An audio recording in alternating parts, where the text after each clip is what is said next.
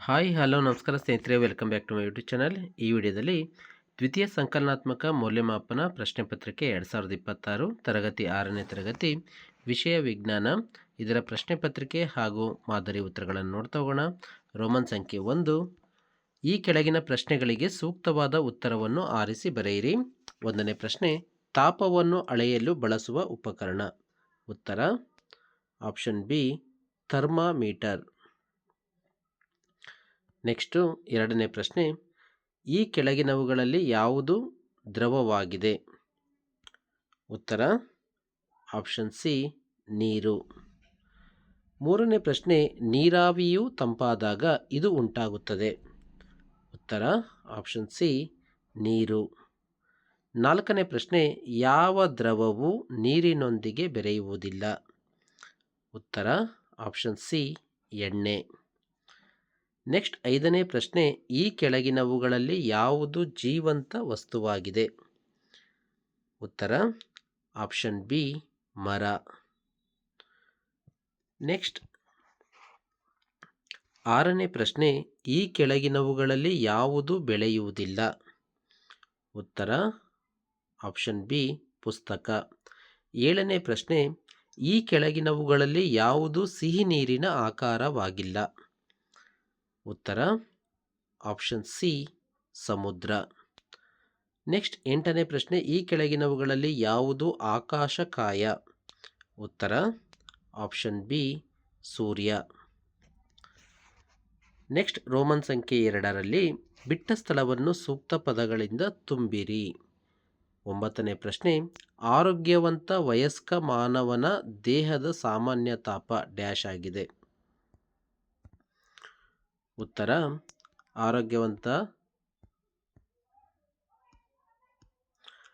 ಆರೋಗ್ಯವಂತ ಮಾನವನ ದೇಹದ ಸಾಮಾನ್ಯ ತಾಪಮಾನ 37 ಡಿಗ್ರಿ ಸೆಲ್ಸಿಯಸ್ ಅಥವಾ 98.6 ಡಿಗ್ರಿ ಫ್ಯಾರನೀಟ್.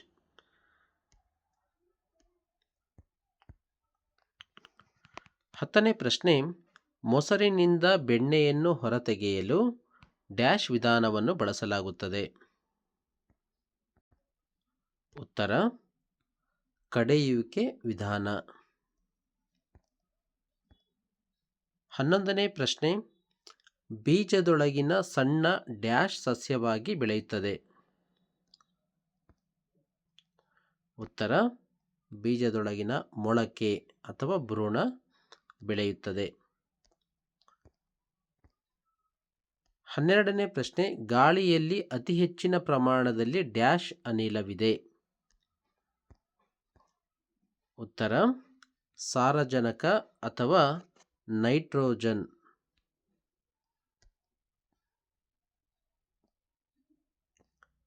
13ನೇ ಪ್ರಶ್ನೆ, ಭೂಮಿಯ ಭ್ರಮಣಾವಧಿ ಡ್ಯಾಶ್ ಆಗಿದೆ.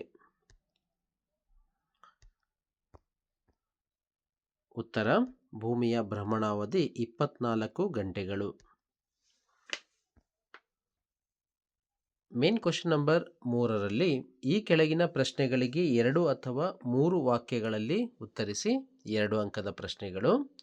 ಇದರೊಳಗೆ 14ನೇ ಪ್ರಶ್ನೆ, ದೇಹದ ತಾಪದ ಮೇಲೆ ಪ್ರಭಾವ ಬೀರುವ ಅಂಶಗಳು ಯಾವುವು.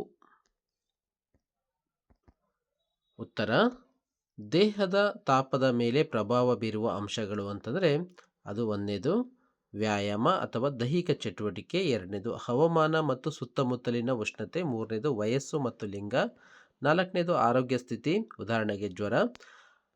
ನೆಕ್ಸ್ಟು 5ನೇದು ಹಾರ್ಮೋನುಗಳ ಮಟ್ಟದಲ್ಲಿನ ಬದಲಾವಣೆಗಳು. 15ನೇ ಪ್ರಶ್ನೆ, ಘನೀಕರಣ ಎಂದರೇನು.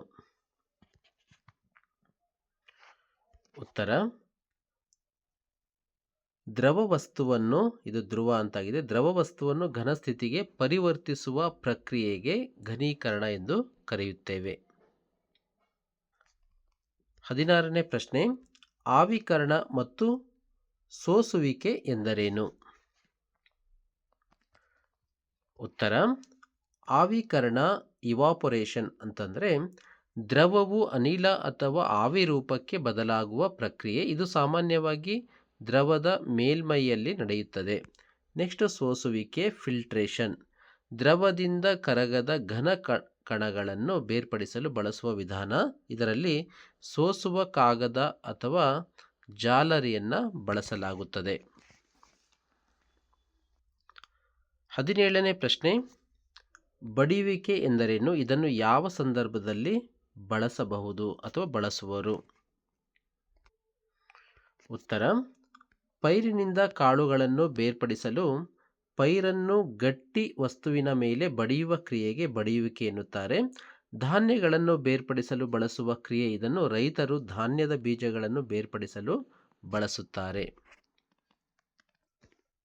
18ನೇ ಪ್ರಶ್ನೆ, ಜೀವಿಗಳ ಅಗತ್ಯ ಲಕ್ಷಣಗಳು ಯಾವುವು? ಉತ್ತರ, ಜೀವಿಗಳ ಅಗತ್ಯ ಲಕ್ಷಣಗಳಲ್ಲಿ ಚಲನೆ, ಬೆಳವಣಿಗೆ, ಉಸಿರಾಟ, ಪೋಷಣೆ, ವಿಸರ್ಜನೆ, ಪ್ರಚೋದನೆ, ಪ್ರಕ್ರಿಯೆ, ಸಂತಾನೋತ್ಪತ್ತಿ ಹಾಗೂ ಸಾವು ಸೇರುವೆ.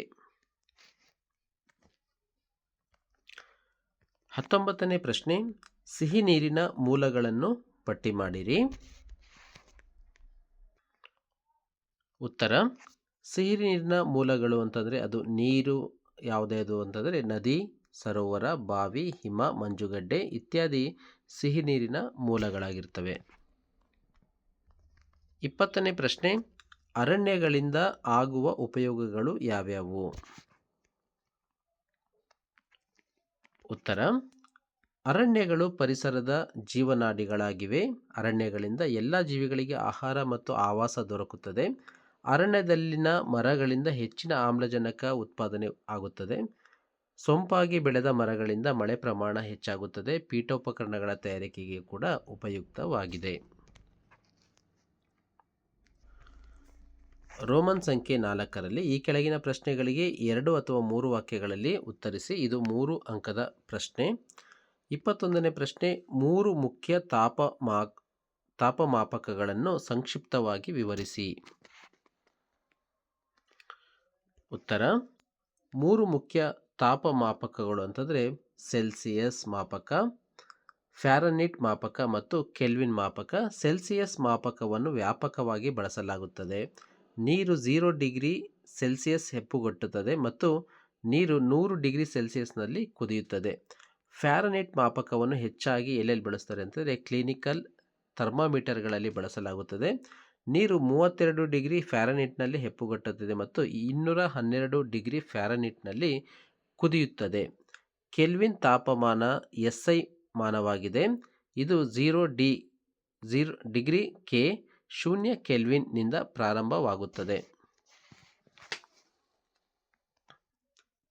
22ನೇ ಪ್ರಶ್ನೆ, ಮೋಡಗಳು ಹೇಗೆ ಉಂಟಾಗುತ್ತವೆ?